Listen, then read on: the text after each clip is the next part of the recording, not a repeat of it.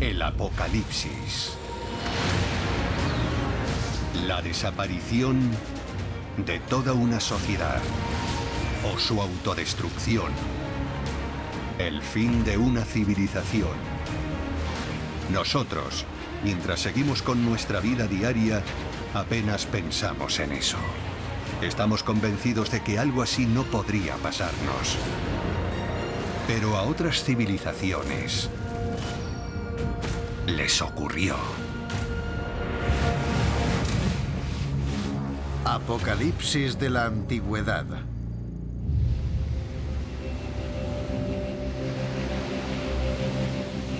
Desde los albores de la historia de la humanidad, hemos contado historias sobre el mar. Acerca de su poder sobre la vida y la muerte. En la Torá, en el Corán y en la Biblia, se narra la historia del diluvio universal. Cuando Noé construyó un arca y los mares cubrieron la tierra, acabando con todo a su paso. En todas las culturas del mundo abundan las historias de tierras que desaparecieron cubiertas por las aguas. Los hombres habían hecho algo malo y ese era el castigo de Dios. O la historia de la ciudad perdida de la Atlántida, que nos llegó a través del gran filósofo griego Platón. La isla utópica que tantos han dedicado su vida a buscar bajo las olas. En todo el mundo, en casi todas las culturas, hay alguna historia de inundaciones. Historias en las que el agua puede tanto limpiar como destruir. A lo largo y ancho de nuestro planeta, perviven mitos y leyendas sobre invasiones del mar que destruyen civilizaciones. Pero, ¿y si esas historias no fueran simples cuentos? Ahora los científicos afirman haber encontrado un mundo perdido en el fondo del mar llamado Doggerlandia. Existió hace unos 10.000 años y en la Edad de Piedra era un lugar casi perfecto para sus habitantes. Era una tierra muy rica, con humedales. Había una gran diversidad de aves silvestres. Los peces nadaban por sus ríos. Tenías todos los animales y plantas que querías y todo tipo de recursos.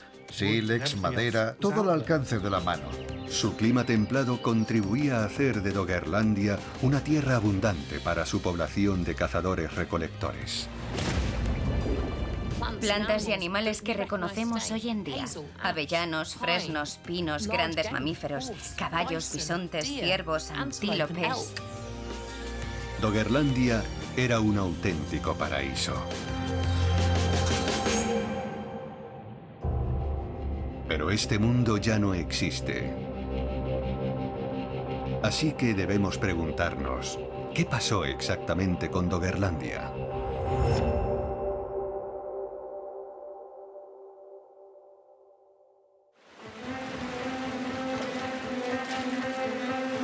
Nuestra búsqueda comienza en el Mar del Norte. Este mar apareció al final de la última edad de hielo, hace unos 15.000 años. Cuando el hielo se fundió y retrocedió, creó el Mar del Norte entre Escandinavia, el norte de Europa y las Islas Británicas. Su poder y sus profundidades ocultas han cautivado la imaginación del hombre y desde hace miles de años nos ha proporcionado un alimento básico.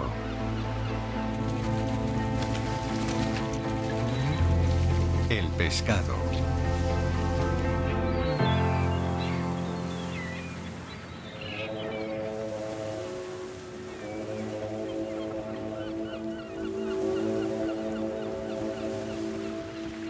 En la costa este de Gran Bretaña, sus habitantes han zarpado durante generaciones desde los puertos de Norfolk, 160 kilómetros al noreste de Londres, para pescar en el Mar del Norte.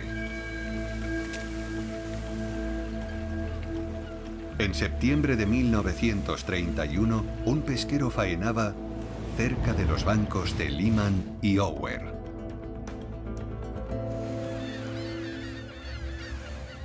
Su capitán era Pilgrim Edward Lockwood. A unas 25 millas de la costa echa las redes y empieza a remolcarlas por el fondo en busca de pesca. Al recogerlas, entre las capturas de peces se encuentran un gran pedazo de turba. Es una especie de piedra, pero no es una piedra, es como de barro. Entonces trata de romperlo con una pala.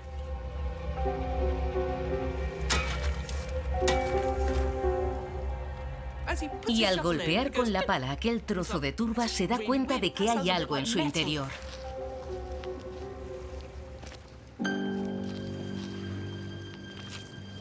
Así que sigue limpiándolo y descubre un objeto alargado y oscuro que tiene una serie de incisiones, como una cresta. Parece una especie de aguja con unas pequeñas ranuras en un lado. Entonces piensa que probablemente es algún tipo de arpón o de anzuelo o algo así.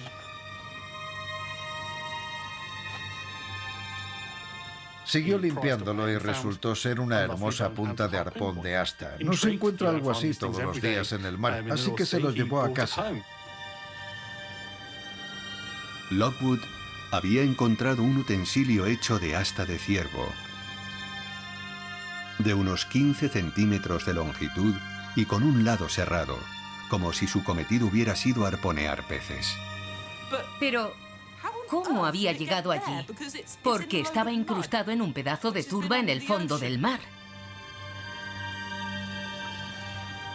¿Qué hacía aquel arpón en el fondo del Mar del Norte? ¿Quién lo había hecho y cuándo?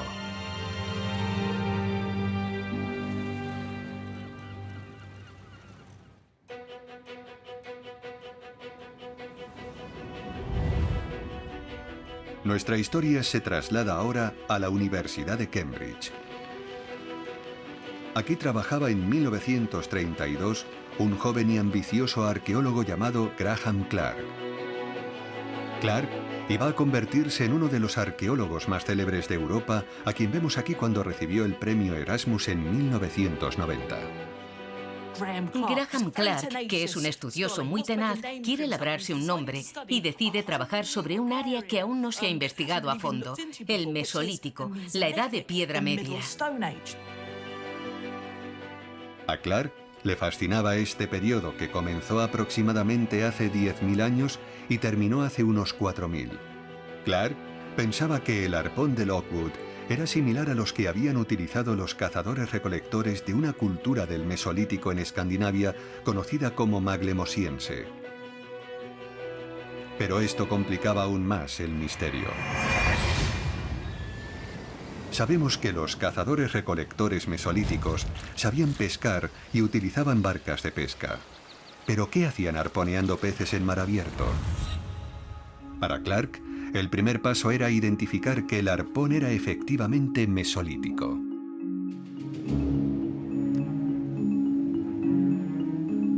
Actualmente, los científicos emplean un sistema llamado datación por radiocarbono. Consiste en medir la desintegración del isótopo carbono 14 y su comparación con los niveles de dióxido de carbono en la atmósfera. Pero sin esta compleja y moderna técnica, ¿cómo podía Clark datar el arpón?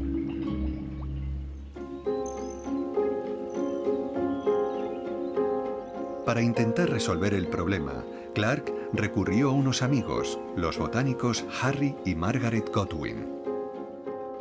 Los Godwin eran un matrimonio de científicos que trabajaban en la Universidad de Cambridge en la misma época que Graham Clark, y su especialidad era la palinología, el estudio de las plantas y cosas como el polen. Harry y Margaret Godwin trabajaban con una técnica diferente a la de estudiar la desintegración de los isótopos de carbono para datar objetos, que consistía en utilizar el polen antiguo. Los Godwin no podían datar el arpón mismo, pero sí la turba en la que se había encontrado mediante el análisis del polen. Lo que hicieron fue recoger otro bloque de turba en un área muy cercana a la zona en la que se había encontrado el arpón y lo analizaron.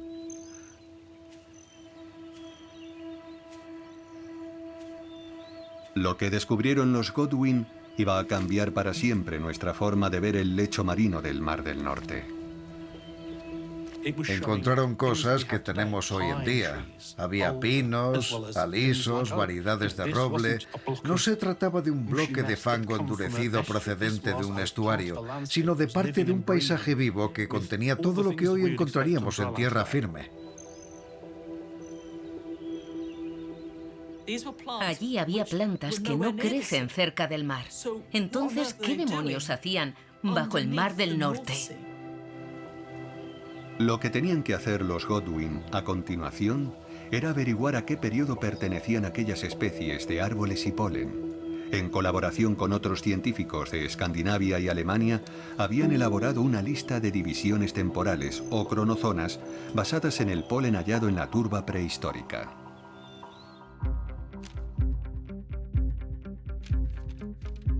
El resultado fue el que había aventurado Clark. El polen de la turba recogida cerca del lugar donde se había hallado el arpón databa del Mesolítico. Esto indicaba que muy probablemente el arpón pertenecía a ese periodo. Pero lo que Clark aún no podía explicar era cómo había llegado aquel arpón al fondo del Mar del Norte. ¿Era posible que algo hubiera arrastrado la turba con el polen y el arpón hasta allí?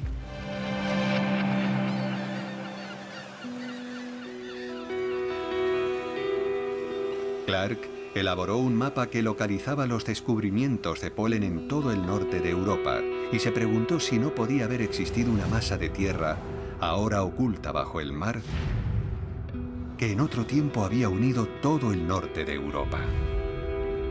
Una tierra que podría haber estado habitada por cazadores-recolectores del Mesolítico. Y Clark no había sido el primero en tener aquella insólita idea.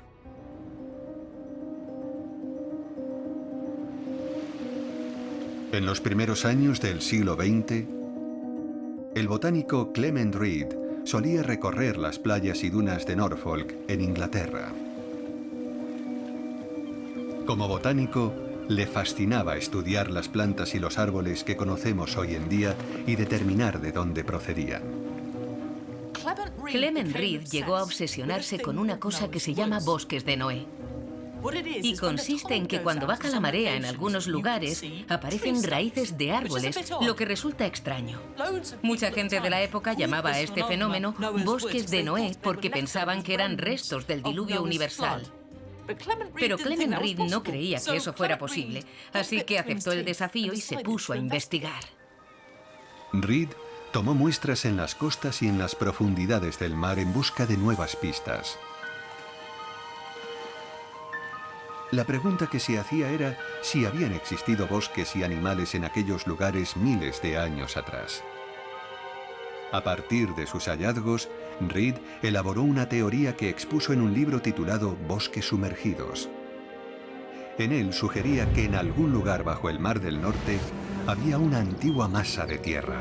Una masa de tierra que había contenido bosques y animales. Reed aventuró que había existido una llanura aluvial que conectaba todo el norte de Europa, en lo que se conocía como el Banco de Dogger.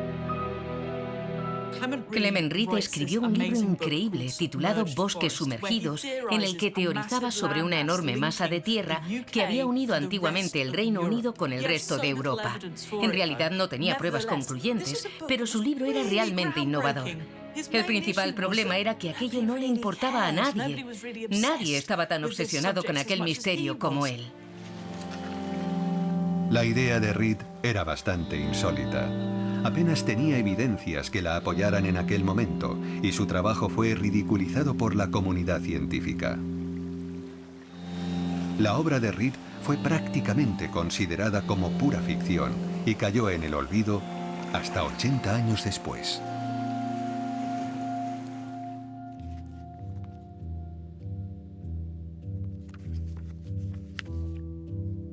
En los años 90, una innovadora arqueóloga británica, la profesora Bryony Coles, se interesó por el trabajo de Reed. En la época de los trabajos de la profesora Coles, la prospección petrolífera en el Mar del Norte estaba en pleno auge, lo que abría la puerta a inesperadas vías de investigación. Había estudios geológicos procedentes de fuentes como las prospecciones petrolíferas del Mar del Norte de aquella época. Y empecé a reunir pruebas geológicas y arqueológicas de que se trataba de una región que tenía sus relieves, sus sistemas fluviales, y que hasta entonces desconocíamos totalmente.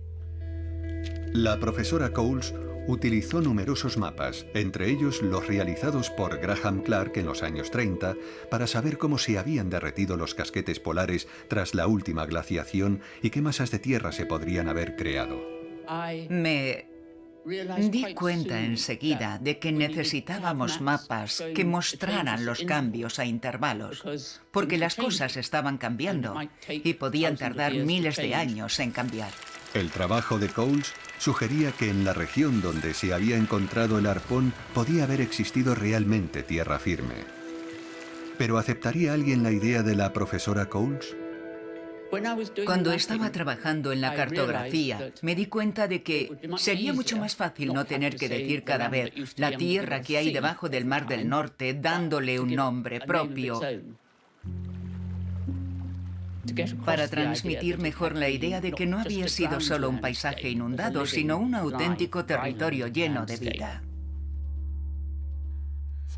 Basándose en el nombre del caladero, el Banco de Dogger, Coles llamó a esta nueva masa de tierra Doggerlandia. Y eso es muy importante, porque en cuanto un lugar tiene un nombre, se convierte en un lugar no solo en la realidad, sino también en la imaginación. Y Coles fue más allá. Planteó la teoría de que no solo tenía razón Reed sobre la existencia de una masa de tierra perdida en el Mar del Norte, sino que el descubrimiento era aún más asombroso. Fue una enorme extensión de tierra con ríos, bahías y ensenadas, con áreas de terreno elevado, podríamos decir montes, y llanuras, todo ahora totalmente sumergido. Pero entonces, aquello era el centro del norte de Europa en la era posglacial. ¿Y si todo esto era tierra? ¿Había pruebas de que en algún momento hubiese mantenido a poblaciones humanas?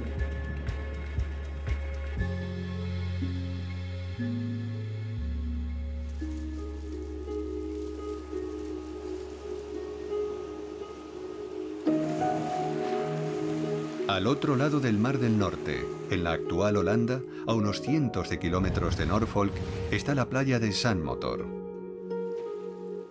Allí, los raqueros buscan tesoros escondidos.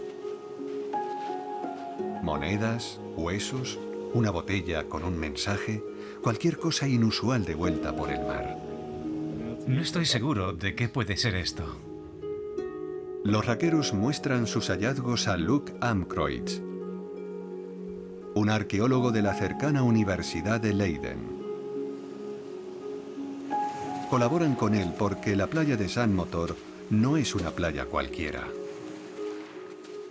Esta es la playa de Zandmotor, pero no es una playa normal. Es una playa creada por el hombre en 2011 descargando grandes cantidades de arena del Mar del Norte en esta llanura costera.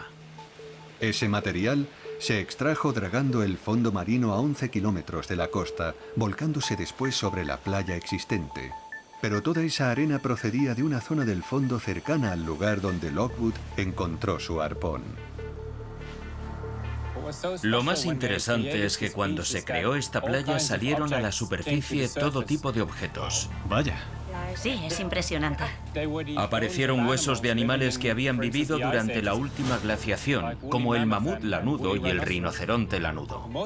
Lo más asombroso de todo es que no eran solo restos de animales, sino que también había cientos de artefactos hechos por humanos, incluso por neandertales, lo que por supuesto es realmente extraño porque provienen del Mar del Norte. A lo largo de los años, los raqueros han encontrado más de 500 artefactos prehistóricos, como herramientas, anzuelos de hueso, incluso restos humanos, que según parece, tienen miles de años de antigüedad. Sun Motor y algunas otras zonas pusieron de manifiesto la enormidad de este archivo arqueológico que tenemos frente a nuestra costa. Tenemos una gran variedad de restos orgánicos muy bien conservados. Es como tener una colección completa de herramientas de carpintero. Esto nos hizo comprender que se trata de todo un mundo y una sociedad humana que vivía allí y que desapareció. Pero los hallazgos más impresionantes de Doggerlandia son los restos humanos. Un ejemplo que me parece particularmente conmovedor es esta mandíbula inferior. Esta persona tenía unos 40 años cuando murió. No solo estamos viendo objetos o restos de comida, sino que estamos viendo a las propias personas. Y el grupo de Luke no es el único que ha encontrado restos en la playa. Desde los años 70, cientos de arqueólogos aficionados han hecho hallazgos similares en las costas de los Países Bajos, Alemania, Dinamarca, Suecia, Noruega y el Reino Unido. Bajo el Mar del Norte hay restos de todo un mundo viviente. No solo de animales, sino también de humanos. Pero la pregunta sigue siendo, ¿quiénes eran y qué fue de ellos?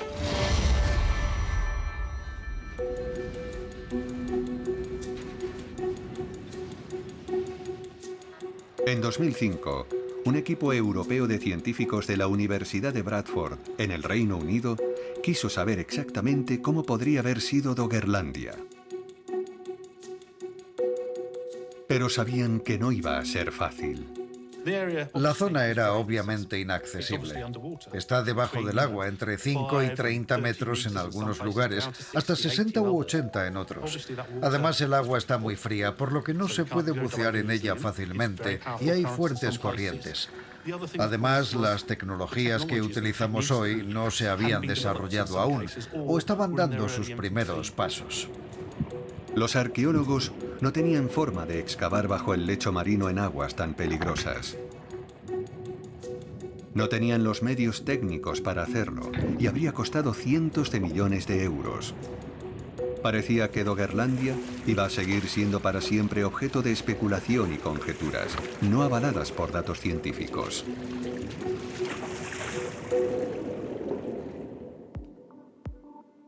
Pero en un simposio anual, un estudiante de doctorado, Simon Fitch, tuvo una sorprendente idea.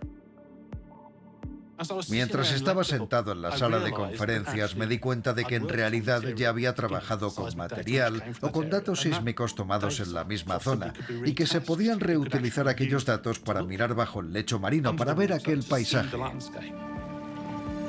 A principios del siglo XXI, el Mar del Norte estaba viviendo un renovado auge de las prospecciones. Se estaban descubriendo ingentes cantidades de petróleo y gas con nuevas tecnologías. Si el equipo de Bradford podía acceder a los datos tomados con aquellas técnicas, tal vez podría ver a través del lecho marino y descubrir finalmente si Doggerlandia había existido.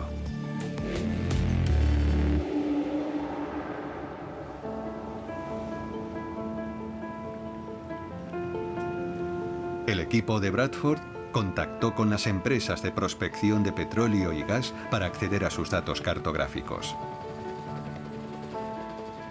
Los buques topográficos de las empresas petrolíferas y gasísticas iban de aquí para allá peinando el Mar del Norte meticulosamente para elaborar una serie de mapas de contorno del fondo marino. Se trataba de una extensión inmensa, de decenas de miles de kilómetros cuadrados. Lo que quería el equipo de Bradford en particular eran los datos de los mapas sísmicos en 3D. Estos datos se toman con barcos especializados que arrastran miles de dispositivos de escucha llamados hidrófonos por la superficie del mar. Con ellos registran las ondas sonoras que rebotan en el fondo marino. Los datos resultantes muestran dónde puede haber ocultos bajo el lecho marino yacimientos de petróleo o gas. La cartografía sísmica es una excelente forma de hacer un análisis rápido de una gran extensión de terreno sumergido. Se mapea el lecho marino de la misma manera que vemos el interior de un estómago cuando hacemos una ecografía. El sonar emite unos pulsos que producen un pequeño eco de retorno, que se traduce en una pantalla. ¿Pero serviría esta tecnología a Bradford? ¿Podrían contribuir aquellos datos a construir una imagen de una Tierra actualmente oculta bajo el lecho marino?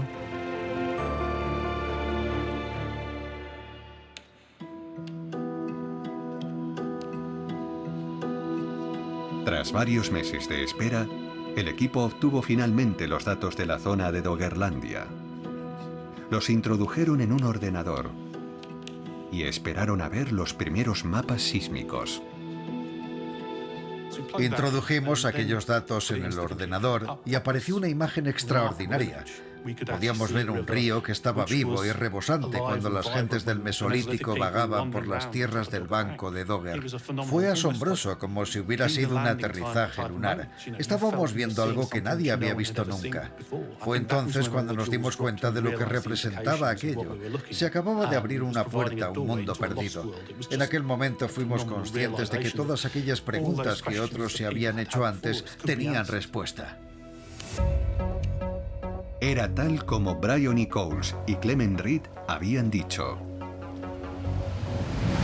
Un mundo oculto de ríos, lagunas y humedales. Podíamos crear mapas detallados de aquellos paisajes. Vimos ríos, lagos, pequeñas colinas, todo lo que se podía esperar del paisaje de una región cualquiera, excepto que está bajo el agua, perfectamente conservado. Grandes cantidades de restos arqueológicos esperando que vayamos a buscarlos. El equipo de Bradford había visto Doggerlandia por primera vez. Pero los mapas no podían responder a la pregunta más importante. ¿Qué había sido de los pueblos que lo habitaban? Para saberlo, los científicos tenían que investigar cómo habían vivido aquellas gentes.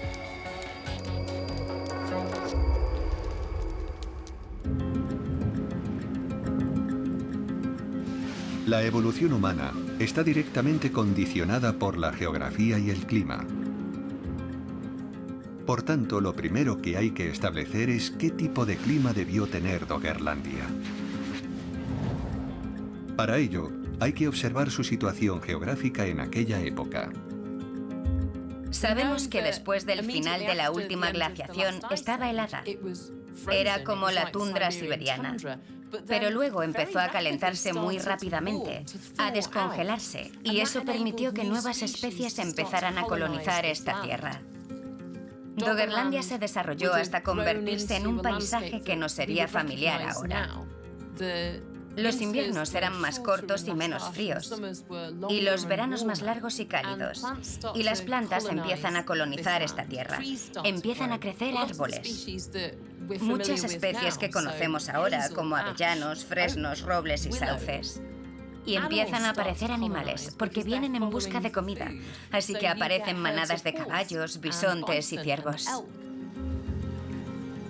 Pero la pregunta seguía siendo, ¿pudo Doggerlandia mantener a poblaciones humanas? Y de ser así, ¿cómo era aquella gente?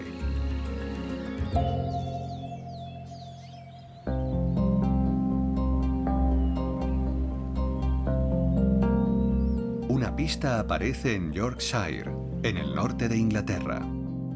En 1948, Graham Clark, el arqueólogo que había datado el arpón del Mar del Norte, fue informado de la aparición de un yacimiento de utensilios de sílex y hueso en un lugar llamado Starkar. Hace 10.000 años se encontraba en la orilla de un enorme paleolago. Y debido a la naturaleza de este paisaje y al anegamiento de las tierras de cultivo en tiempos modernos, se da un nivel de conservación increíble en Starkar. Durante 3 años, Clark dirigió la excavación de Starkar y su equipo sacó a la luz uno de los mejores asentamientos mesolíticos de Europa. Tenemos restos orgánicos, huesos de animales, y hay puntas de arpón bellamente elaboradas con astas de ciervo. Al observar Star-Kar hoy en día, podemos hacernos una idea de la vida que podrían haber llevado los habitantes de Doggerlandia. El yacimiento ha sido excavado más a fondo por la profesora Nikki Milner. Creo que a veces cuando miramos al pasado es fácil pensar que hace 11.000 años la gente debía vivir en condiciones muy básicas. Pero lo que hemos descubierto en Star-Kar es que se les daba muy bien construir cosas. En Star-Kar han aparecido numerosos utensilios hechos con materiales animales, como el arpón que encontró Lockwood en 1931. Tenemos todo tipo de restos de animales y de plantas en el yacimiento, lo que nos muestra los tipos de animales que cazaban, sus usos en la recolección y cómo vivían en la tierra. Son cazadores-recolectores, son expertos en supervivencia y cuentan con un buen repertorio de habilidades y conocimientos que les van a permitir prosperar en esta tierra. En Star-Kar también está la que se considera la casa más antigua de Gran Bretaña, que data de hace unos 9.000 años. Hemos encontrado una serie de casas que son las más antiguas que se conocen en este país, lo que nos indica que esta gente era capaz de construir estructuras de madera. Ahora sabemos que tenían una gran habilidad para trabajar la madera y que empleaban técnicas elaboradas, lo que implica trabajo en equipo. Según parece, los pueblos del Mesolítico eran cazadores-recolectores. Tenían una gran movilidad, pero también crecían juntos en comunidad. Si ahora pensamos que eran personas que tenían lugares en los que pasaban periodos prolongados, en los que invertían sus recursos construyendo viviendas, ya no podemos considerar a aquella gente como simples cavernícolas simiescos vestidos con pieles de animales que subsisten a duras penas al final de la glaciación. Eran personas que daban forma a su paisaje. Uno de los hallazgos más asombrosos de Star-Kar son unos tocados hechos con cráneos de ciervo. Uno de los descubrimientos más emblemáticos e interesantes de Star-Kar son los tocados de astas, elaborados por manos humanas durante seguramente muchas horas de trabajo.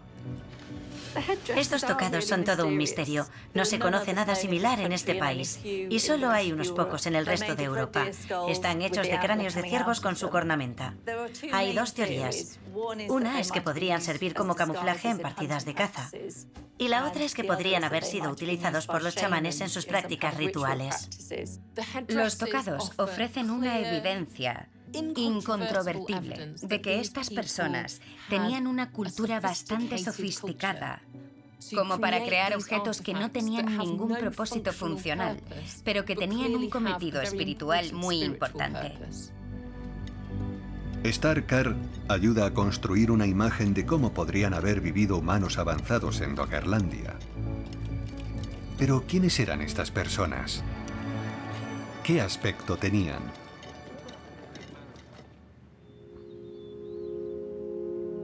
Para ver el aspecto de una persona del Mesolítico, tenemos que viajar al sur de Inglaterra, a la garganta de Cheddar. Aquí se descubrió a uno de los hombres mesolíticos más antiguos de Europa, el hombre de Cheddar. El hombre de Cheddar es uno de los descubrimientos realmente importantes de este país. Se encontró hace más de 100 años en Somerset y desde entonces se ha estudiado mucho, porque en el Reino Unido los restos humanos son increíblemente raros, sobre todo en el Mesolítico. El hombre de Cheddar es el esqueleto humano británico más antiguo y completo que tenemos. Data de hace unos 10.000 años. En 2018, se realizó un revolucionario análisis del ADN del hombre de Cheddar en un intento de conocer a nuestros antepasados cara a cara.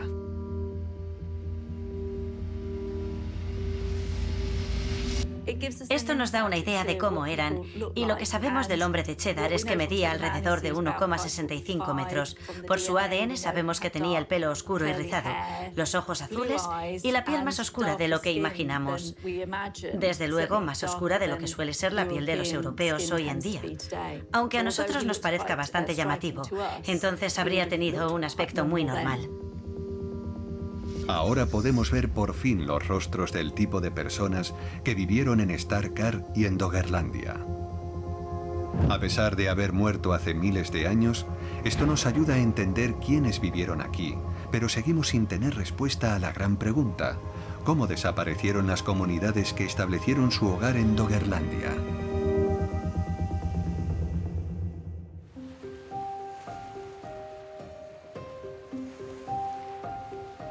Para entender mejor lo que pudo ocurrir, el equipo de Bradford decidió excavar literalmente en Doggerlandia. Para ello, extrajeron muestras o núcleos del lecho marino. Si coges un cilindro gigante, lo clavas en el fondo del mar y lo sacas, la columna de material que extraes se llama núcleo. Así que cuando observamos un núcleo, lo que estamos viendo son capas temporales. Es como un diario del pasado. Son enormemente importantes para entender cómo ha cambiado nuestro clima y las condiciones ambientales, y para entender la arqueología de Doggerlandia y lo que les ocurrió a sus pobladores. Lo que vio el equipo de Bradford fue cómo, con el fin de la glaciación, el nivel del mar subía más de 1 metro cada 100 años. Esos sedimentos conservan un registro de los cambios en el nivel del mar, así que en un lugar determinado pueden mostrar cómo ha pasado de ser tierra firme a terreno sumergido.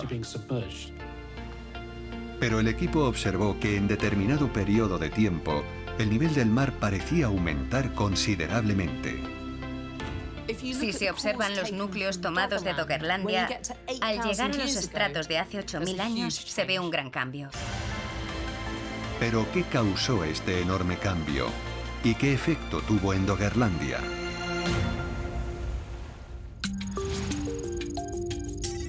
Hace unos 8.200 años, se produjo lo que se ha llamado el evento climático 8.2, es decir, alrededor del año 6.250 a.C.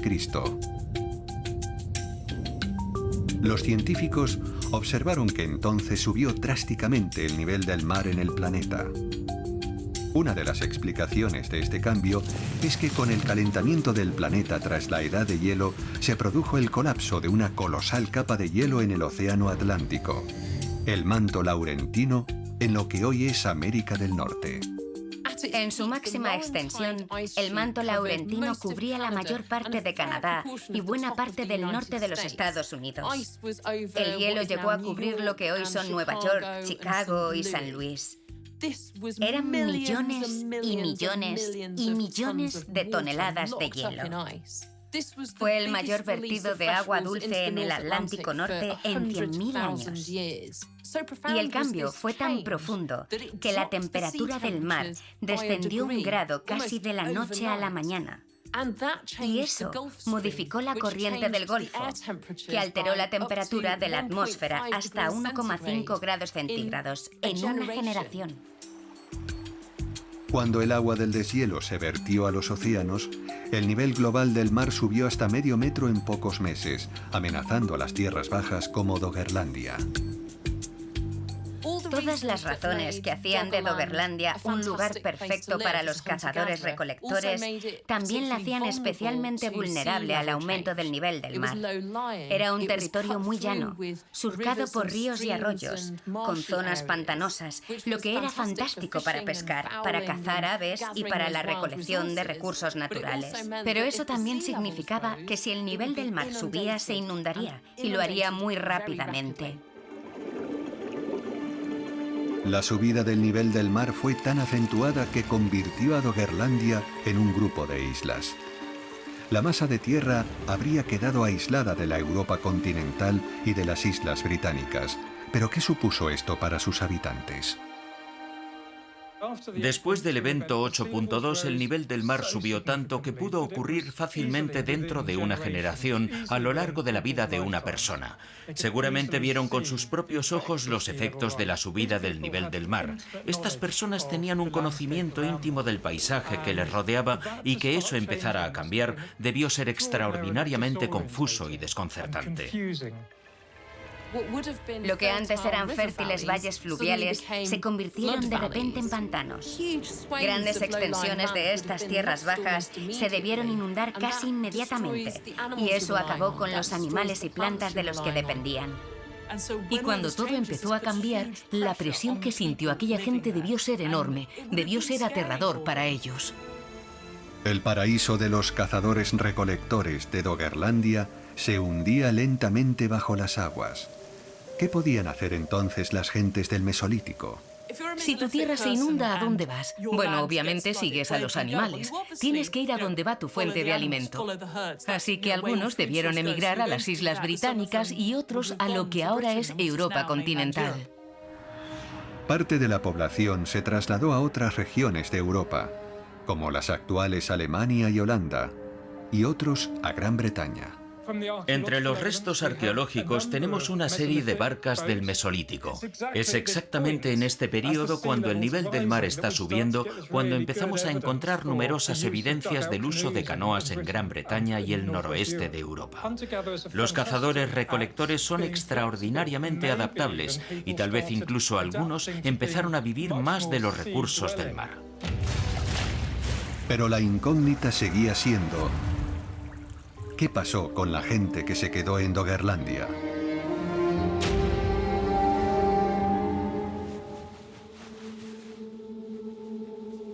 Cuando el equipo de Bradford estudió más en detalle los núcleos que habían tomado, encontraron indicios de un evento aterrador. Hallaron lo que podría ser la clave del apocalipsis de Doggerlandia. En un periodo de tiempo situado alrededor del 6000 a.C., los materiales del núcleo parecían más mezclados de lo esperado. Había una mezcla de arenas y conchas, todo revuelto, con secuencias que parecían muy inusuales, muy diferentes a todo lo que habíamos visto nunca, excepto a unas pocas muestras que habíamos visto pertenecientes a tsunamis. Esta mezcla de sedimentos sugería la intervención de una gran fuerza, una ola inmensamente poderosa, un tsunami. Pero, ¿qué pudo haber causado una ola semejante?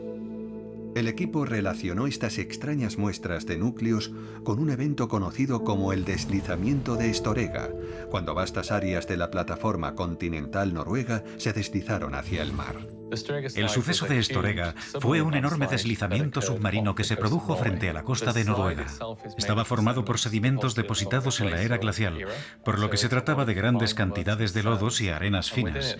Y está compuesto por capas muy débiles, donde no pueden mantenerse unidos todos esos sedimentos, por lo que son muy propensas a deslizarse.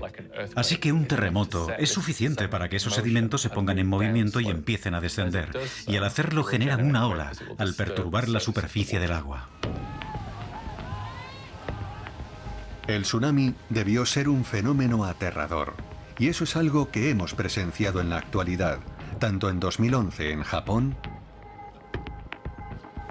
como en las costas asiáticas en 2004.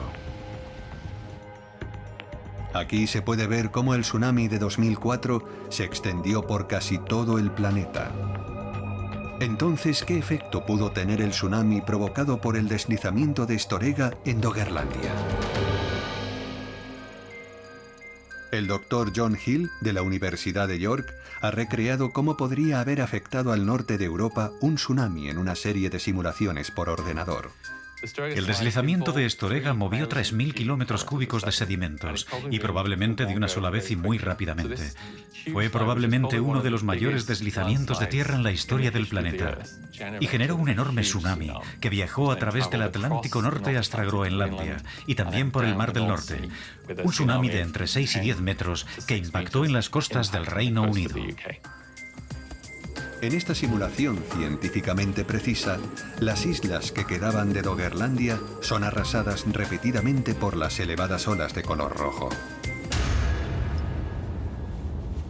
Los núcleos también indican que el momento del impacto de la ola fue crítico para los habitantes de Doggerlandia. Hemos podido precisar la época del año en que ocurrió el deslizamiento de Estorega, examinando los sedimentos que se han depositado, y en ellos encontramos restos de vegetación como musgos y huesos de cereza, que sabemos que se habrían dado en otoño, por lo que podemos precisar que el deslizamiento de Estorega ocurrió en otoño. Durante el verano, los pueblos mesolíticos se adentraban en el interior para cazar ciervos, pero en otoño, al empezar a escasear la caza, regresaban a la costa. El tsunami provocado por el deslizamiento de Estorega habría golpeado a los pueblos mesolíticos cuando eran más vulnerables. Doggerlandia debió resultar especialmente afectada porque era muy llana. Aunque tenía unos 130 kilómetros de ancho y quizás unos 80 de norte a sur, su altitud media debía de ser de unos metros, ni siquiera de decenas de metros. De modo que una ola de 5 metros de altura obviamente va a inundar una gran proporción de esa tierra. Y si nos fijamos en eventos modernos, como el tsunami japonés de 2011, la altura media es de unos 5 metros. La ola inundó hasta 4 kilómetros de tierra. Así que si pensamos en un evento de esa escala, el efecto habría sido similar en Doggerlandia.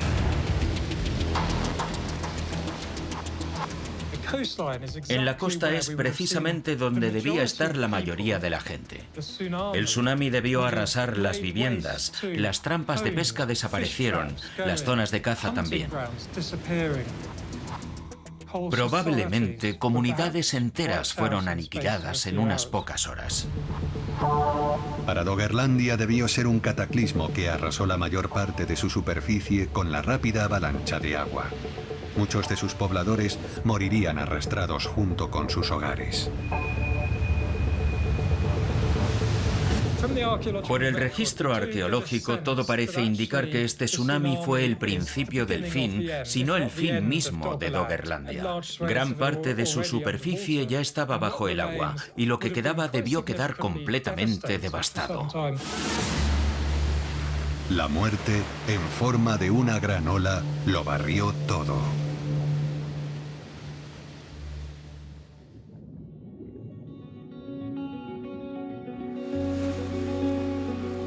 Doggerlandia sigue liberando ocasionalmente vestigios humanos de las profundidades.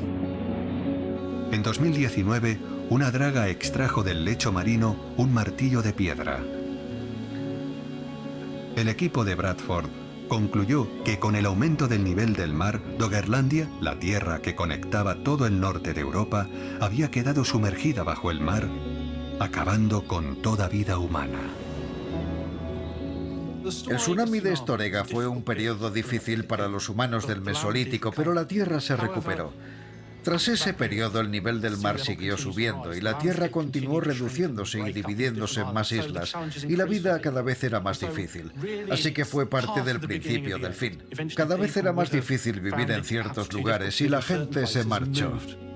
A día de hoy, los científicos aún no han encontrado ningún objeto de la zona de Doggerlandia que sea posterior al tsunami.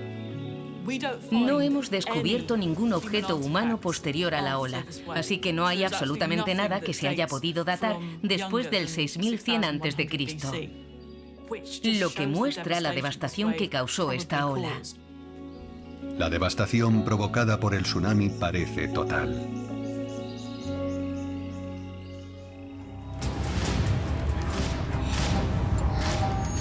Doggerlandia, un paraíso mesolítico que mantuvo a poblaciones humanas, animales, bosques y humedales.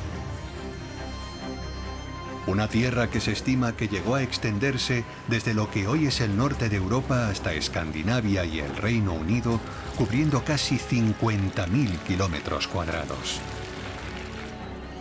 Los cazadores-recolectores de la época podrían haber ido a pie desde el Berlín actual hasta Oslo, Londres o París.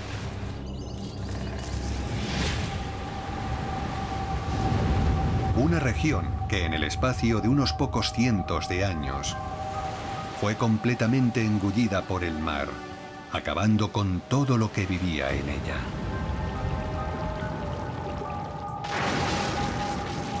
Un antiguo apocalipsis que resuena en la historia de la humanidad a través de los mitos y leyendas de grandes inundaciones y que aún hoy nos conmueve.